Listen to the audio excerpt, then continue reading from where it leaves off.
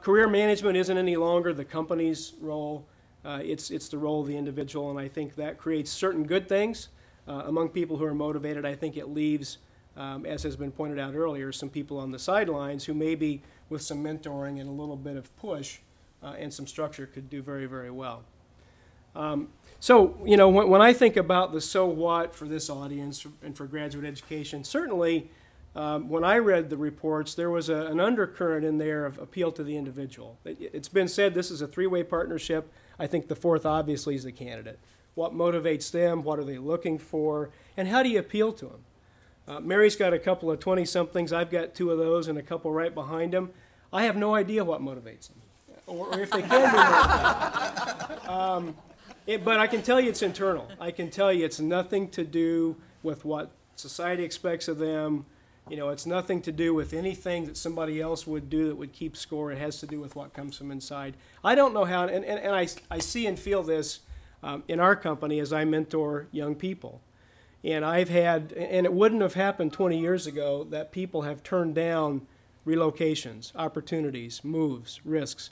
You know, it's just a very different set of motivations. I moved a young family all over the Midwest for 10 or 15 years to finally end up where I wanted to be.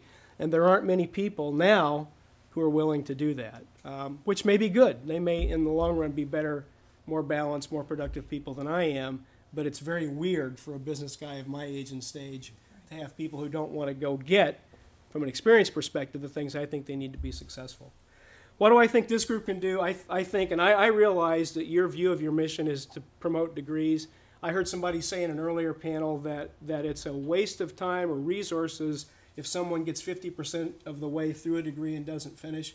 That may be true in one sense, but I would tell you that 50% is extremely valuable to us as business people. It doesn't matter if it's degree seeking, it's the experience, it's the education, it's the connection of issues and people. When I went through grad school, I would tell you about a third of the value was what happened in the class, and 2/3 was the people I met and what I learned from them kind of in going through the experience. So, you know, my thoughts here are all about experiential things. What happens in the classroom is good. What happens on the job is good. What happens when you put the two together is really good. So, you know, my thoughts, and I've done some mentoring in the Scandalaris program at Washington University, which is an entrepreneurship program for MBA students. And just to connect business experience with those minds and those ideas, and then watch, you know, just as a mentor, what I learn and bring back, and watching what happens when you give them just a little quarter turn here and there about how to present an idea or take it forward or get funding for it.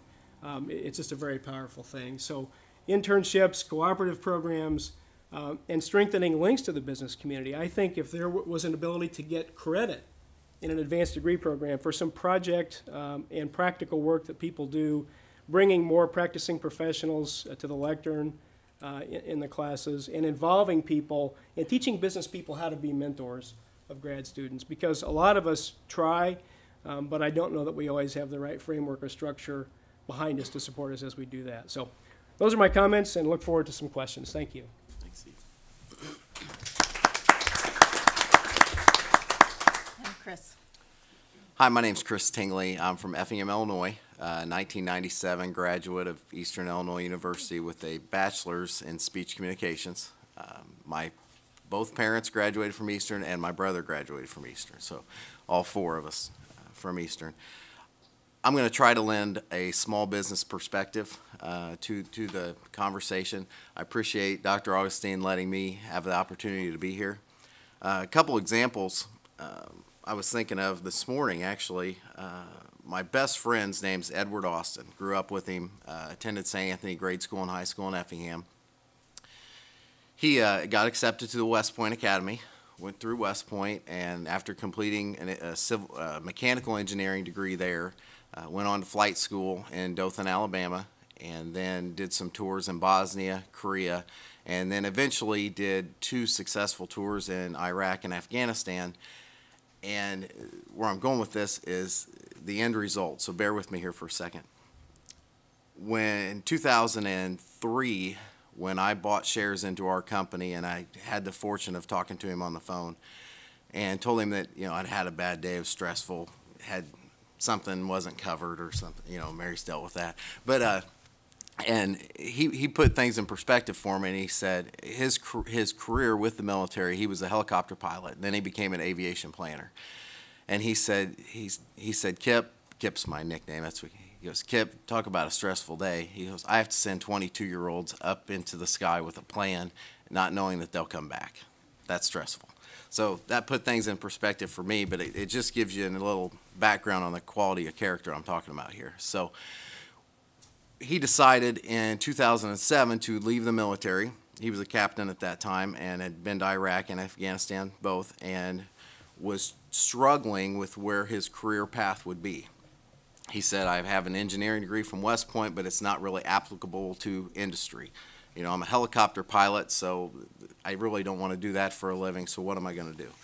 Fortunately, with the programs in place, he got accepted to the MBA program at the University of Illinois and completed that.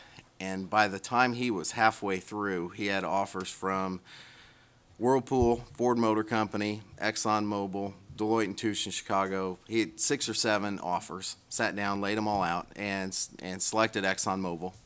Moved to Houston, and at the beginning was in a team building role because that's what he had from his military experience. I talked to him 2 weeks ago, and he is now international price negotiator for ExxonMobil. He flies to Istanbul twice a month and Dubai twice a month. And that's just the value of secondary, you know, extended highly education. Here's someone in 2007 didn't know where he was going to fit in. And then by the time he got out, had 6 or 7 great offers, and now is in a wonderful position with ExxonMobil. So that's a great story there from Little Effingham, Illinois. So, and I have told our local high school principal that of his story. His parents live in the community, are very active, but they are not braggadocious enough of him. So I've tried to pass that on locally so people can get him back to talk to our youth. The other perspective for me personally is another friend of mine was selling mechanical engineering equipment in Chicago, doing very well. He was an engineer from Marquette University, and he quit his job after he got married to go to the Kelley MBA school at Indiana and pursue his MBA. And I said, Daniel, you're crazy. You've got a great job. You're getting married. This is the worst time of your life to go back to school.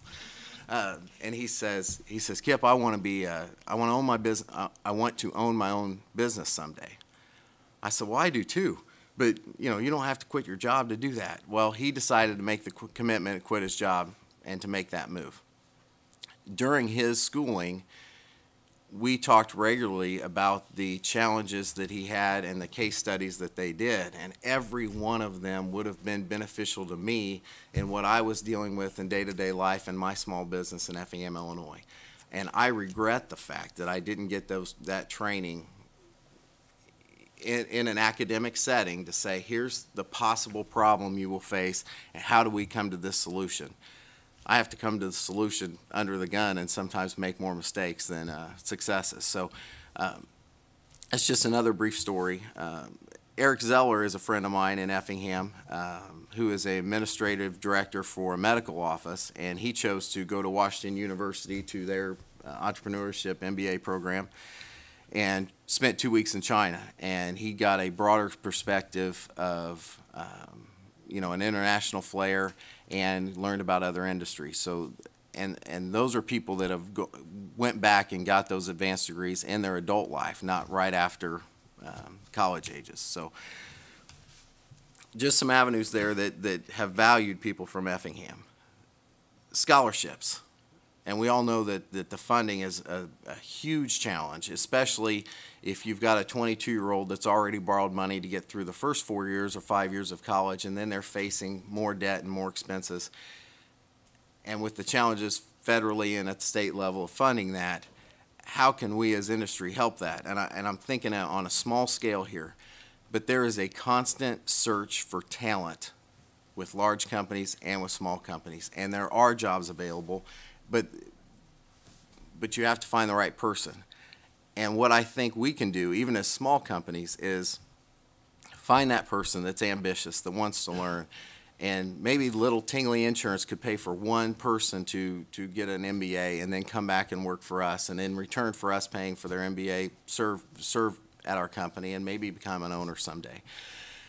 One of the things I've learned, we represent many different companies. We're an independent agency, and our companies put on continuing education for us that's industry driven and driven on their own products and profiles of their companies. But Roger Luenga, who's the former CEO of Auto Owners Insurance Company, he lived by this when he ran their company, and it's something that I try to do within our own office, is hire for core values, train for performance. That's something we try to live by. You know, it's hard to find somebody that has experience in the insurance industry in our community, but can we hire someone that has the same core values that we do and, you know, lives their life in the same direction of what's right and wrong, and then train for performance? And looking at that avenue is, can we find a young person that wants to go to graduate school, that wants to learn the insurance industry, and then can we help them accomplish that, and then obviously get a return ourselves in a successful hire.